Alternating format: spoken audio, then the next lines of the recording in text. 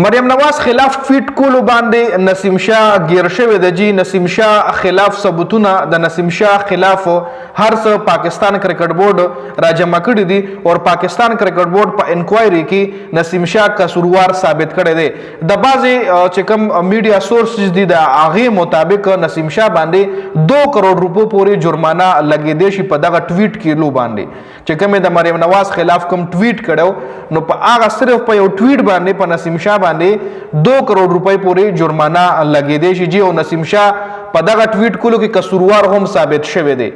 نو نسیم شاه لپاره هم راتلونکي وخت کې مشکلات سیوا شوي دي اصل کې کله یو کلاړي د پاکستان کرکټ بورډ سره سنټرل کانټریکټ ساين کوي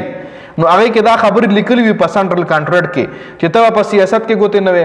ته به چا سره ملاويږي نه تعالی چې پاکستان کرکټ بورډ سوي ته هغه کې د پاکستان کرکټ بورډ چې کوم رولز اینڈ ریګولیشن دی به فالو کې سیاسي سړي سره به وټ نه بیٹ نه کې لکه دا مطلب د پاکستان کرکټ بورډ په سنټرل کانټریکټ کې دا خبرې دي نو سره د مریم نواز خلاف ټویټ چې کوم هغه د پاکستان کرکټ بورډ سنټرل کانټریکټ خلاف ورزي ده اوس شعیب اختر دی شاهد افریدی دی یا یو بل کلاړي دی هغه پاکستان کرکټ بورډ سره سنټرل کانټریکټ کې نه دی هغه مکمل آزاد دی هغه هر څه ویل شي شعیب اختر تاسو ګورئ هغه هر څه هغه مریم نواز خلاف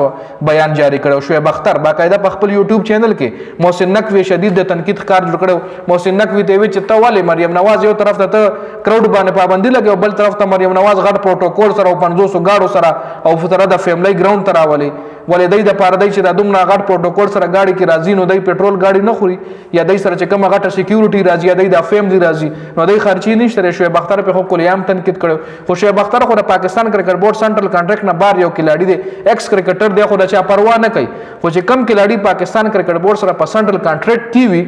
نو هغه به سیاسي خبره نه کوي او بیا داسې خلکو خلاف چې هغه ګوره څومره خلک رونیو نو نسیم شاه غي لسه شه دی دا بوز د نسیم شاه ټول کیریئر وخوري سار کې پابندي ولګي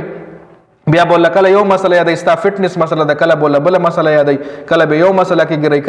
کله به بل مسله کې ګرای او سلیکشن به نه کیږي سکواډ به جوړیږي په سکواډ کې به نسیم شاه نوم نه راځي فخر زمان د یاد نشي ساوث افریقا سیریز نه بار کړو پس وجه چې د یو منیجر خلاف بیان جاری کړو د پاکستان کرکټ بورډ یو منیجر خلاف هغه بیان جاری کړو فخر زمان چې 2 سیریزونو نه بار کړو بیا خو د عوامو زور په وجه باندې دوباره سکواډ تراغو نو نسیم شاه خو د مریم نواز خلاف ټویټ کړي رورا نو نسیم شاه ته هم مشکلات واقع دوه والد نو چې کوم غټ خبر راغله د نسیم شاه حواله سره هغه دار چې په دغه ټویټ کولو کې نسیم شاه قصوروار ثابت شوی دی او 2 کروڑ روپو پورې جرمانه په نسیم شاه باندې لګیدي شي نسیم شاه کچری دا 2 کروڑ روپۍ جرمانه وي نو خیر د خو شرط کیریئر ولا خراب نکي شرط بیخي د کرکټ نه بهر نکي دا مسله ده لکه اوس د دې پاکستان کرکټ بورډ چې چا سره نه لګي شي یو مطلب